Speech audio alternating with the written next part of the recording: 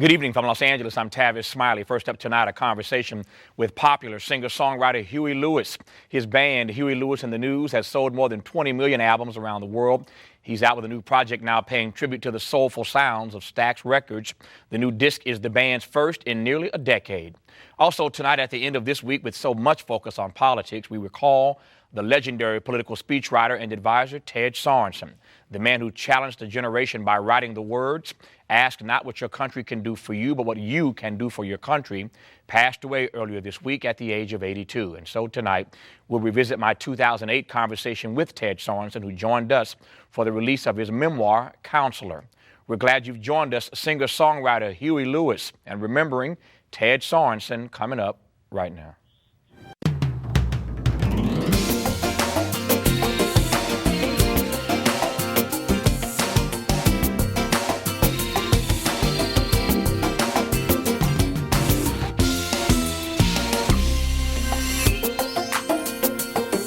How cool to have Huey Lewis on this program, along with his Grammy-winning band, The News. He's out with a new project paying tribute to the sounds of the legendary music label Stax Records. The new CD is called Soulsville. From the disc, here is some of the recording session for the title track, Soulsville. Black man, born free, at least that's the way it's supposed to be. Chains that bind him are hard to see unless you take this walk with me. Place where he lives got plenty of names. Slums, ghetto, and black belt, they are one and the same, and they call it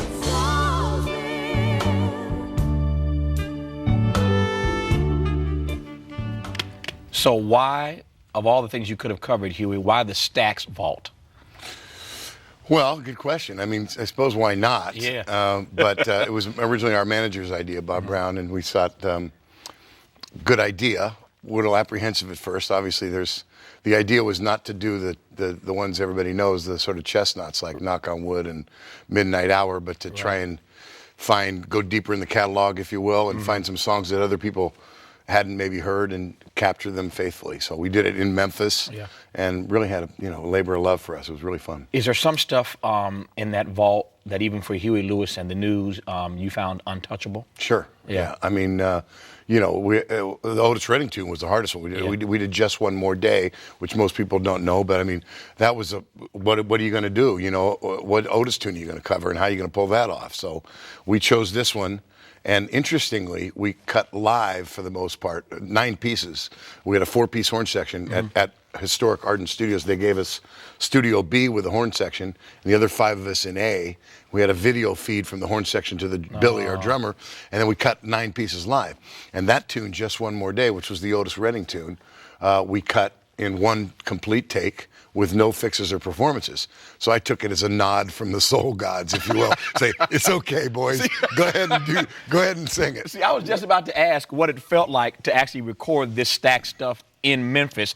But I think an even better question, now that I've heard what you just offered, is how you record in Memphis when half of your band is in one room and the other half of the band is in the other room. Well, we're all on full band, so we're all in the same thing. But you can't. Yeah. But I mean, another interesting question is we're right there in Ardent Studio. So, and the first day we meet John Fry, who runs the place and engineered a lot of the original stuff. And I said, oh, I get it. I said to Jim Gaines, our co-producer, I said, we're going to figure this out whether it's going to work or not, because if these people right here in Ardent dig it, it'll work. And if it doesn't, we know, So how did you settle then on all the stuff, again, in that vault, particularly to your point, the lesser-known stuff? How do you settle on these 14? It was not easy. We actually picked 20. Right. And we met as a band, and we chose 5 at a time. The 2-day rehearsals. We pre-produced everything in California, and we did 2-day rehearsals for all batches of 5. So in 8 days we had 20 tunes, and then we went down there to Ardent and literally just captured the performances. Yeah. What is it about the sound that Stax brought us that's worth going back to cover all these years later? Great question. I mean, great question. Well, Stax was the sort of R&B without the trimmings, as opposed to Motown, which was kind of smoothed over a little bit. Stax is not for everybody. It's primal. It's primitive. It's raw.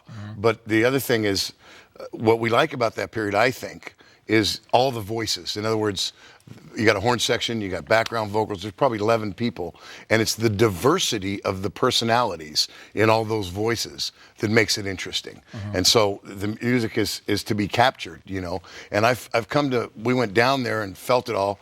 I mean, it's very interesting to note that the backup band on a lot of these originals was Booker T and the MGs, 2 white guys and 2 black guys who didn't put their picture on the cover of the album in a segregated South. And they were staying at the Lorraine Hotel where they were writing where Martin was shot.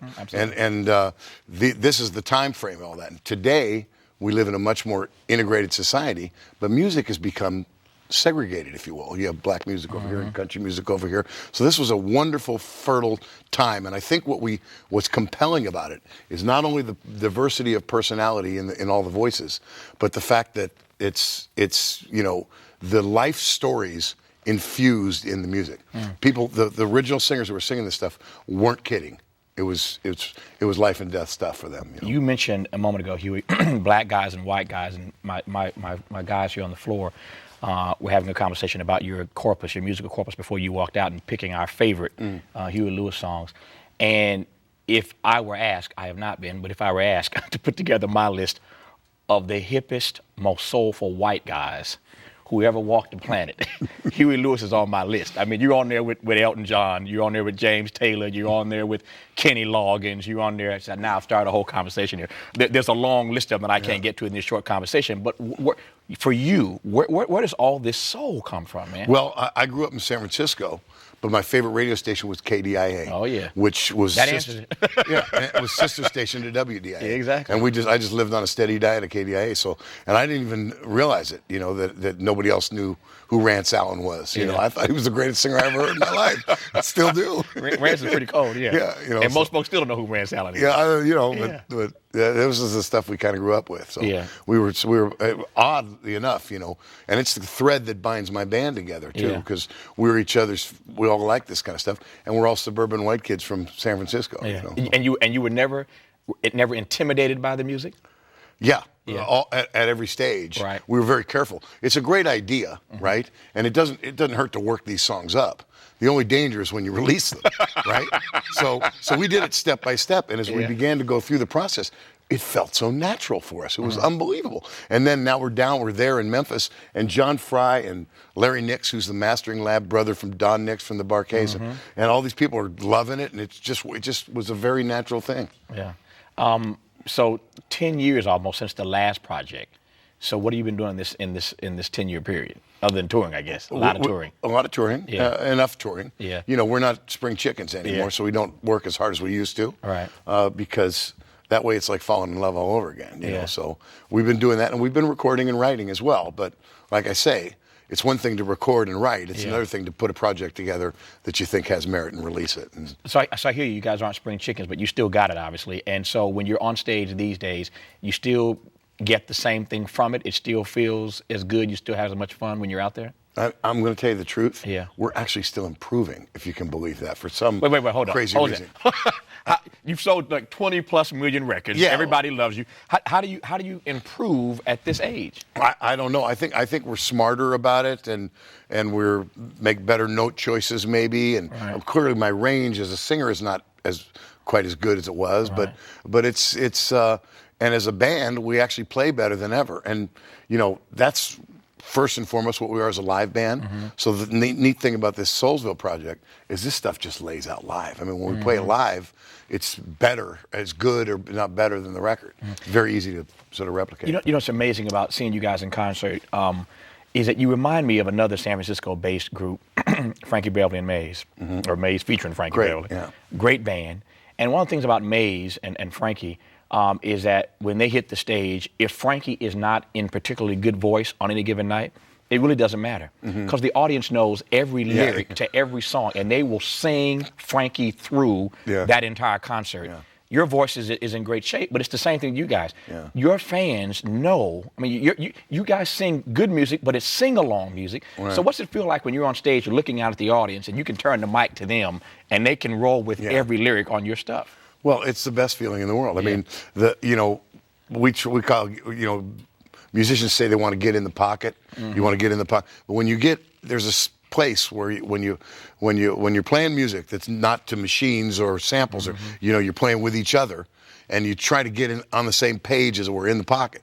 And there's a point there where you're in the pocket, and you look at each other and you go, wow, and the song begins to play and sing itself in a way, and you just ride that wave, and the crowd helps you with that and the whole thing, and it's the most exhilarating feeling in the world. It doesn't happen every night, and here and there, but when it happens, it's just like it's fantastic. It's one thing to be in the floor of your house or in the kitchen, wherever you are in your bedroom, listening to black music on the radio. When did you know that this was your gift and that you would do this for a living, that this would be your calling, your vocation, your purpose? Well, when I went to college and joined my first sort of fraternity bands, I'd played for a while, and once I started joining a band, I found that although R&B was my favorite music to listen to, all music was fun to play, and I ceased to become a snob. And then we went out and we did all, and my harmonica led me to other musics, and I played country in a country rock band for a while, and then we formed this band and so on. But the interesting thing is, and a couple of critics have pointed this out now, we produce these records ourselves for the most part, and we co-produce this with Jim Gaines, our longtime pal and producer. And when we get done with it, and I listened to the whole thing, it was mastered there, and I listened to the whole thing back to front, I had this weird feeling, and a couple of critics have pointed out the same thing, that it didn't sound all that dissimilar from Huey Lewis and the News. And we had tried to stay real faithful, to the original intent of these guys, and it was like an epiphany. I realized, wow, I really was influenced by these guys, I don't think of it that way. I didn't think of it in terms of our music, but I can hear. That's a great compliment, though, when critics pick up on that, though. It is, actually. For me, it is. How did you pick up, or did it find you? You in this harmonica. How did that happen? My parents were divorced when I was about 11 or 12, and my mother rented out a room to a boarder whose name was Billy Robertson. He wrote "Hey Joe," and he had a bunch of harmonicas with he played guitar and the harmonica thing, and he gave me a bunch of harps, and I started playing them a little bit, and then I graduated from high school in a year young. I was 16 years old, and my father sat me down and had this sort of man-to-man chat about how I was, as far as he was concerned, I was grown. I could do anything I wanted to do. All the decisions were my own. And I just turned 16 in July, and he said, but one more thing, don't go to college yet. Now, one more thing I'm going to make you do. Don't go to college. Go bum around Europe for a year. And I said, but Dad, I want to go to school. I'm going to play baseball and all this stuff. And he said, nope, I'm going to make you do it. And so I brought the harmonicas, and I played my way through Europe. But you never took lessons, though? No, well, I did meet other harmonica players. And then when I came back to the States after a year of that, went to school for sort of 5 minutes. I went to Cornell University for 5 minutes over a 2-year period, and joined bands. And then I began to study other harmonica players and stuff. So wow. I guess I could have started our conversation here, but since you mentioned that you love baseball and wanted to play baseball, I should have started by congratulating you and the San Francisco Giants. Big story. I mean, how big a deal is that? Oh, really big. It's really big. Yeah. Yeah, that was a great series, man. They put so many runs on the board. I've never. Some friend of mine said, I've never seen. I mean, I've been watching World Series since I'm 11 years old. Yeah. I've never seen better pitching than that. I mean, it was just unbelievable. Yeah. So, had you not been Huey Lewis of Huey Lewis and the News, was baseball a real option for you? Well, I was going to be a pro player. Yeah. And then I turned 11. Yeah. That's funny. I assume that you are as proud of this as anything you guys have ever done. I am. I really think it's our best work, and hopefully it'll turn people onto the period. And not to belabor the point, but the nice thing about, I talked about the integrated musicians. I mean, in a world today politically as well, if you're a right winger, you can watch a bunch of TV shows where nobody ever disagrees with you. And if you're a left winger, you watch a bunch of other shows where nobody disagrees. And that's not healthy. And this was a great healthy period in American popular music. So we're happy to pay tribute. So here we are in this contentious election week with Huey Lewis and the News, bringing us all together. And we can sing Kumbaya together if we all get the CD. It's called Huey Lewis and the News. They have gone into the Stax vault. There ain't a vault no better in the world to break into. And they have come out with 14 beautiful tracks. A lot of stuff you might not know, but I'm sure when you hear Huey and the guys hit it, you'll fall in love with it. Huey Lewis, an honor to have you on the program. Thank you, sir. Oh, it's my delight. Thank you. Up next, to look back at my conversation with iconic speechwriter Ted Sorensen, speaking of politics, who passed away earlier this week. Stay with us.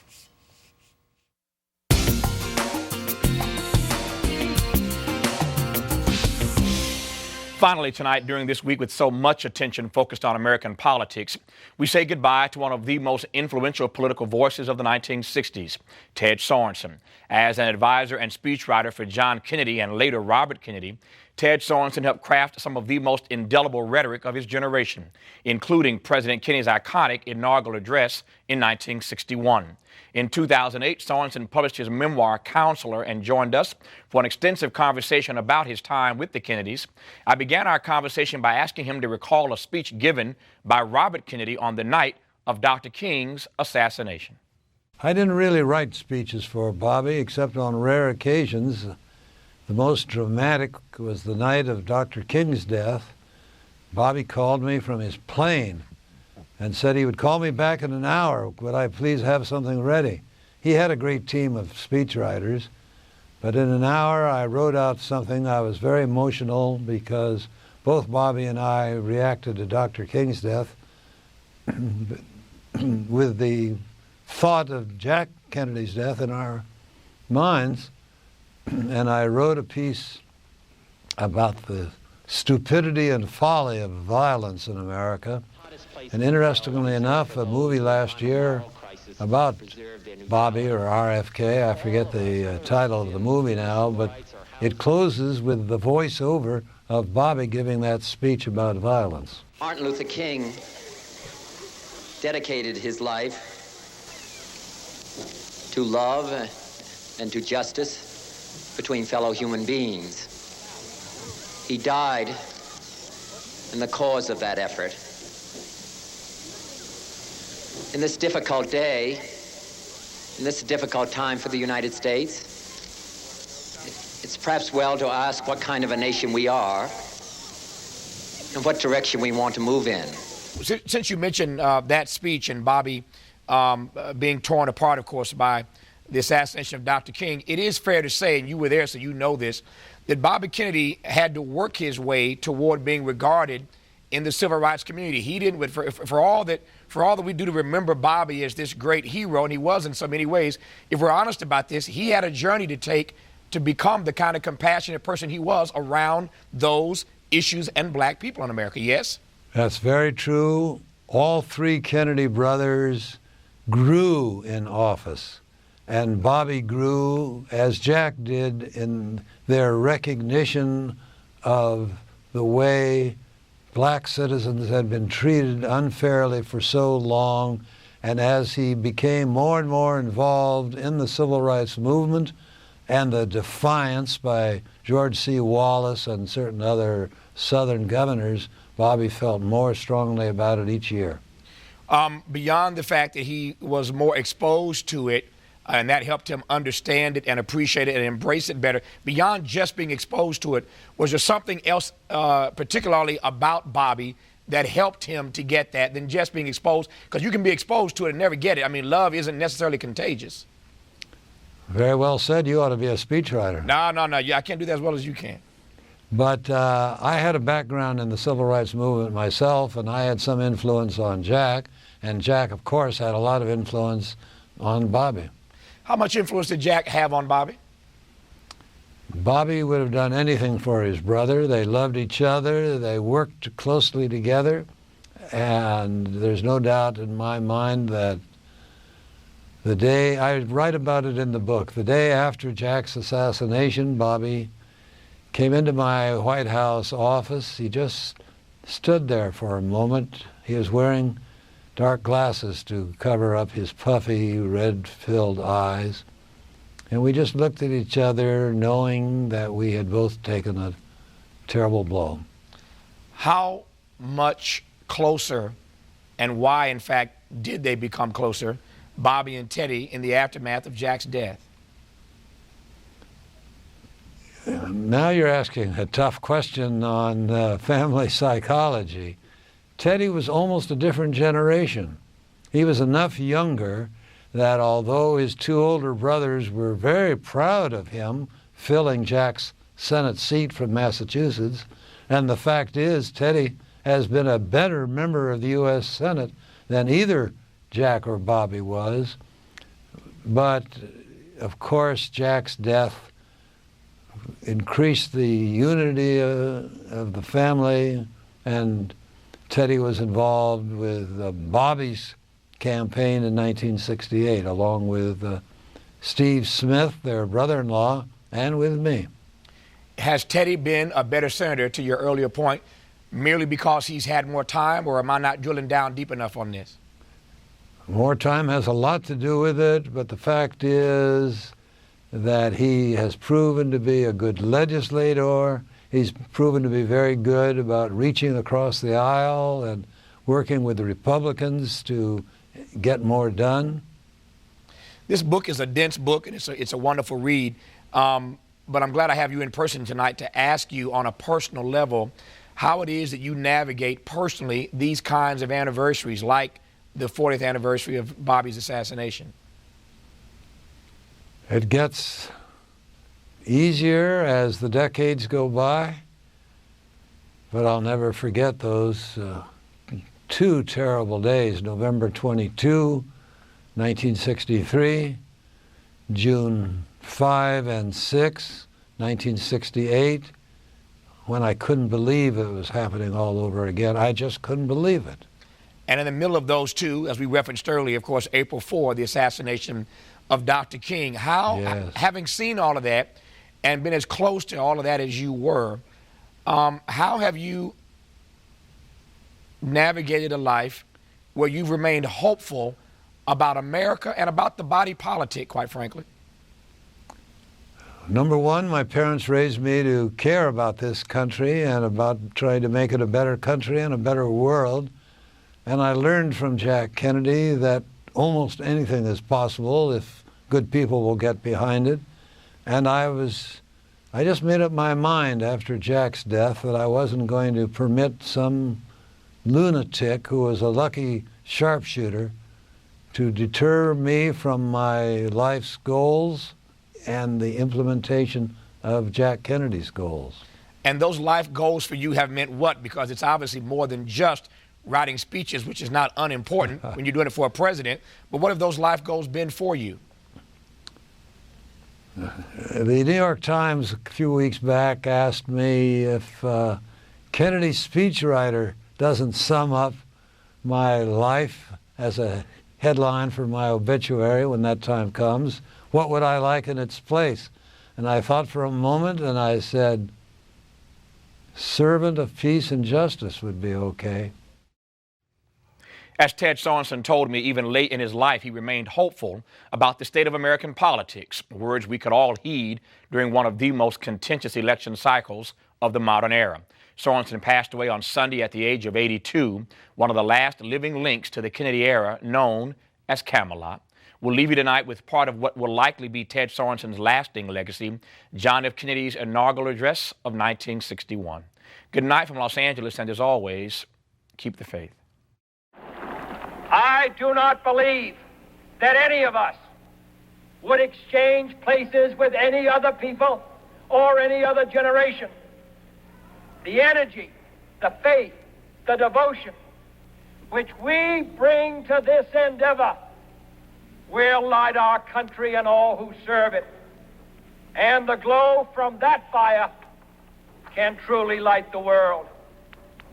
And so, my fellow Americans, ask not what your country can do for you. Ask what you can do for your country.